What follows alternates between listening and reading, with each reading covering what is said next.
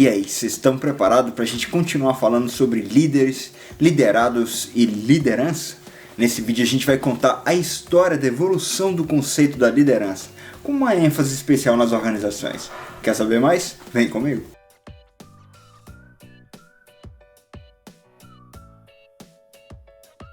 Provavelmente, a primeira teoria sobre liderança que teve seu próprio framework foi a teoria dos traços, que a gente conversou no nosso último vídeo.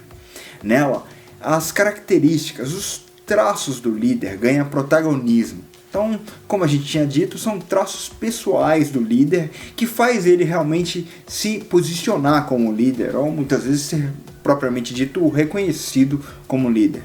E como estudar a liderança é uma coisa muito importante para a gente aqui, nada mais justo do que estudar também essas características desse líder. E como a gente está falando sobre a evolução do conceito, é bom a gente entender os autores, para caso vocês queiram pesquisar um pouco mais, e quando que os artigos foram publicados. Que aí vocês vão conseguir rastrear melhor essas publicações para especializar o conhecimento. Mas em 1842, olha só, 1842, Carly já falava sobre isso. Começou a pesquisar um pouco melhor a teoria dos traços, as características do líder. Já em 1990, Setters e Field desenvolveram um pouco mais a teoria, e Bergamini em 1994 chegou a um número de 30 traços do líder que seriam características observadas em pessoas que estavam em cargos ou posições de liderança. Mais tarde, os estudos começaram a se especializar um pouco mais, ao invés dos traços do líder, o seu comportamento. Aí começou-se então a entrar na teoria behaviorista, comportamental do líder. Já não é mais como o líder é, mas como ele se porta, como ele se comporta frente aos seus liderados. Segundo Homer, em 1997, essa teoria ganhou muita força porque ela é facilmente aplicada. Se você entende como que o líder se comporta, fica fácil você criar um framework de comportamentos padrões se você quer desenvolver sua liderança. Mas é claro que é muito complicado, Às vezes o líder se comporta de um jeito porque ele tem determinados traços. Como é que você vai chegar e pedir uma pessoa que não tem aqueles traços para se comportar desse mesmo jeito? Fica um pouco complexo, mas ciência você já viu, E já na década de 60, a gente tem as primeiras publicações sobre a liderança contingencial. A gente falou sobre ela no último vídeo, lembra? Que é o meu tipo de liderança favorito. Que o líder vai se desenrolando mediante o que vai acontecendo. Um líder bom é um líder bom que sabe guiar na estabilidade e na instabilidade. Só que aí o tempo passou, chegou a década de 70, 80 mais ou menos, década de 80, e começou a reinar um certo ceticismo, uma certa desconfiança em toda essa teoria do líder. Será que realmente é isso mesmo? Alguns autores começaram a apontar falhas substanciais nos estudos que vinham sendo publicados até então, tanto na teoria contingencial, quanto dos traços, ou mesmo na comportamental. Só para vocês terem uma ideia, nessa mesma década, a década de 80, começou a surgir um movimento contra tudo isso que se chamava de liderança.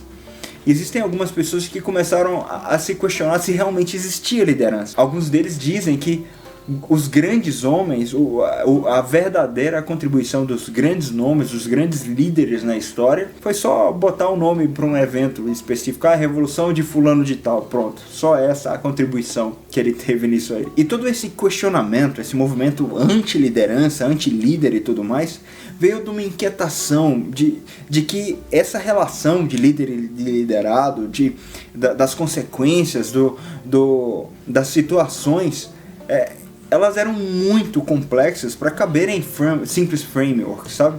Muito complexas para você colocar em caixotes, para você separar e estudar e entender como que funciona. Foi então que Pfeffer, em 1987, citou algumas das limitações que estavam inquietando os cientistas dessa época, da década ainda no finalzinho da década de 80, que fizeram eles se questionarem realmente se existe liderança ou se seria só uma forma de romantizar relações e romantizar as pessoas. Então ele relatou 3 problemas principais sobre essa teoria de líder, que é difícil você sequer definir os conceitos de liderança, o que é, onde começa, onde termina, a dificuldade de mensurar como que de fato a liderança afeta os resultados organizacionais, e se você está sendo empírico, você está sendo matemático, não vale muito a pena estudar alguma coisa que a gente não sabe ao certo se afeta ou não afeta os resultados operacionais. Assim, não vale, né?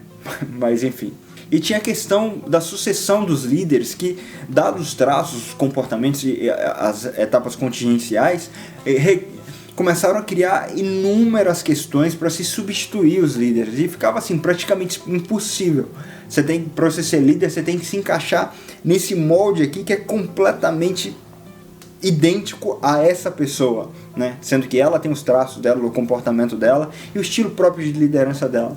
Isso não exclui necessariamente o fato de uma outra pessoa com um perfil completamente diferente, com traços completamente diferentes, exercer uma liderança que está até melhor do que ela. E a partir daí, talvez inclusive em consequência de todo esse movimento anti-liderança, começou a ganhar força o estudo em relação aos aspectos simbólicos da liderança. Por exemplo, como que um líder afeta a cultura organizacional, ou como que a cultura organizacional propicia o desenvolvimento de certos líderes. Martin, por exemplo, em 2002, tem um trabalho mais ou menos nesse contexto. E mais tarde começa a ganhar força a teoria da liderança transformacional, que bota os seus pilares alguns preceitos fundamentais. Por exemplo, a influência idealizadora, a motivação inspiracional, a consideração individual e a simulação intelectual. A partir daí, essa corrente influenciou vários dos estudos posteriores que a gente enxerga, inclusive hoje em dia, sobre a liderança. E é exatamente por isso que a gente vai estudar nos próximos vídeos 3 tipos de liderança, que é o tipo racional legal, o tipo carismático e o tipo cultural. São estilos de liderança que estão amplamente embasados na literatura, inclusive a literatura que sobreviveu a todos esses tipos de questionamentos mencionados até agora, e é hoje em dia um dos assuntos em pauta sobre como que o líder funciona e como que ele desenvolve, ele estimula e ele consegue direcionar as pessoas para alcançar um objetivo específico. Tá ansioso para os próximos vídeos?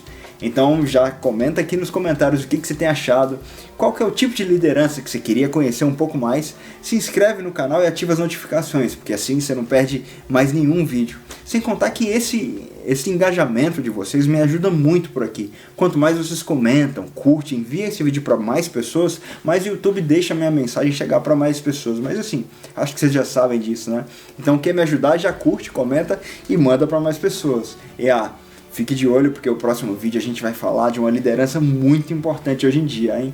Inclusive ela, na minha perspectiva, explica muita coisa que a gente enxerga, inclusive no cenário político, por exemplo. Quer saber mais? Então aguarda na próxima semana e até mais.